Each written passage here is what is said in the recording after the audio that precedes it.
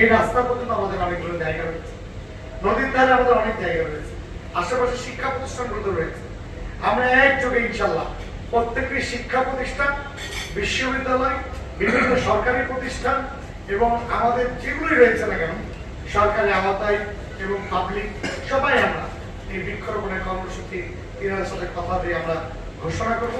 রাজশাহী মহানগরীতে ইনশাল্লাহ আমরা একযোগে, আপনারাও সাংবাদিকরা আপনারা উদ্যোগ দিবেন, আমরা যেন ইনশাল্লাহ এই বৃক্ষরোপণ চলমান থাকে।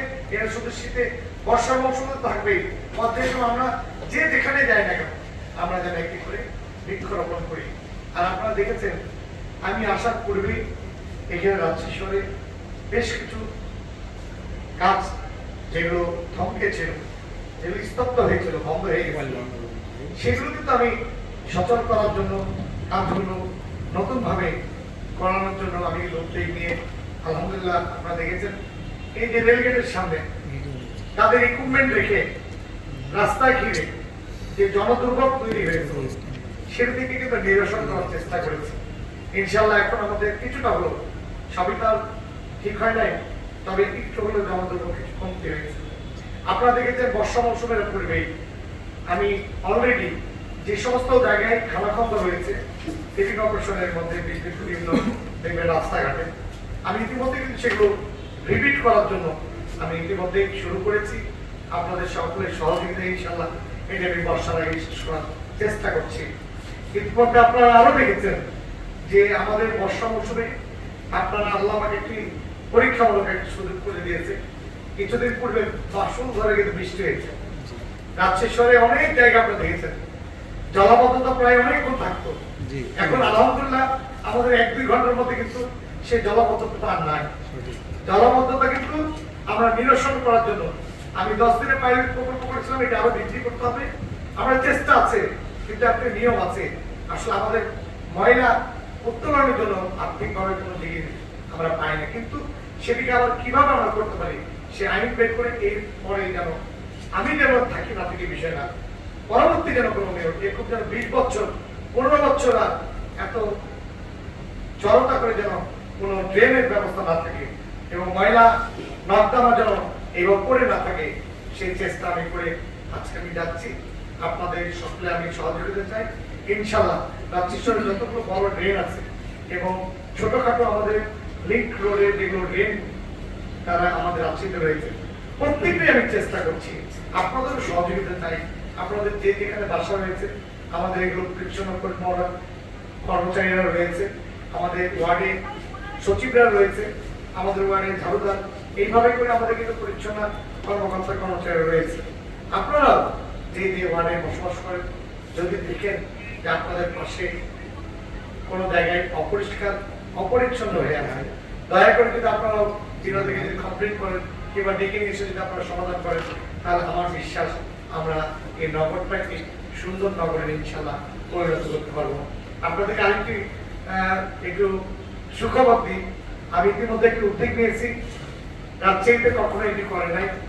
আমরা এবারে কুরবানিতে ইনশাল্লাহ প্রত্যেকটি পরিবারের যারা কুরবানি দিবে কিংবা যেনারা আমাদের মাংস যারা বিভিন্ন সময় ফ্রিজিং করে, আমরা পরিবেশ বান্ধব যেই গরুর আমরা বট বিশেষ করে যখন আমার কবরটা আমরা যখন ফেলে দিই বিভিন্ন জায়গায়, সেইভাবে না ফেলে আমরা আমাদেরকে বড় পলিথিন পরিবেশ মুক্ত পলিথিন দেবো, যে পলিথিনটি আপনার মাটির সাথে মিশে যাবে, তারা 15 দিন 20 দিন পরে অটোমেটিক মিশে যায়।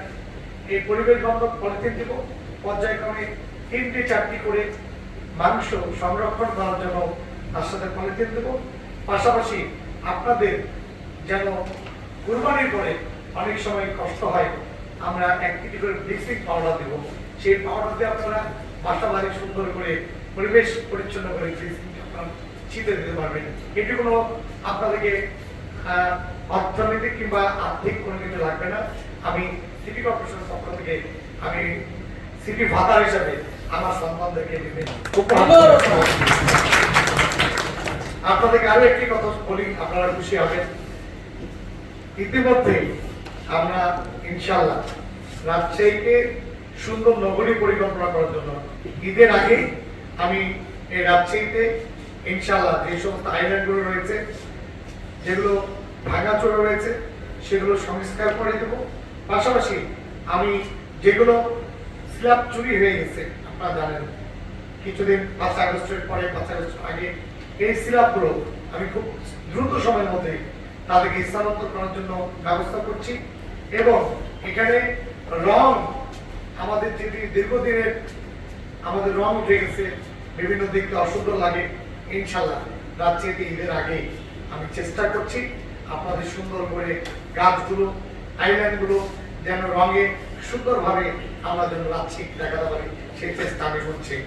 আপনাদেরকে তার একটু কথা বলতে চাই।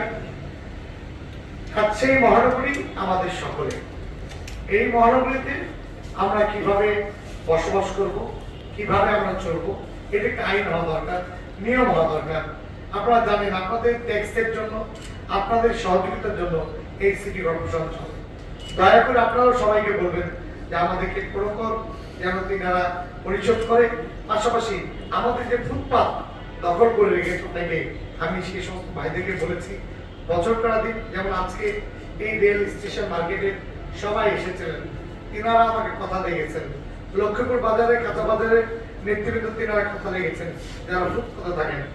এখন আমাদের মেডিকেল কলেজের সামনে এবং সাহেব বাজার এই কিছুদিন, এবং এই যে ফুড, আপনারা আমাদের যারা ফুড কর্নার করেছে বিভিন্ন জায়গায় দেখেছি, তারা আমাদের রাজশাহীতে পড়াশোনা করে, কিন্তু তারা কেউ রাজশাহী স্থানীয় না। কিন্তু আমি বলবো তিনাদেরকেও এই রাজশাহীবাসীর জন্য সহযোগিতার দরকার রয়েছে।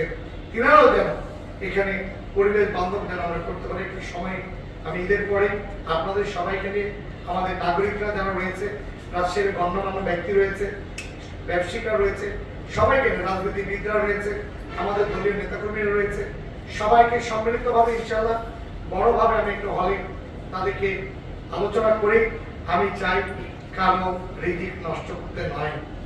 আমরা চাই রাজশাহী মহানগরীতে সুন্দর করে গুছিয়ে সবাই যেন আমরা কেউ বেকারত্ব না থেকে আমরা যেন ইনকাম সোর্স করতে পারি। আমি শুধু তুলে দিলে হবে না, মাননীয় প্রধানমন্ত্রী দেখেছেন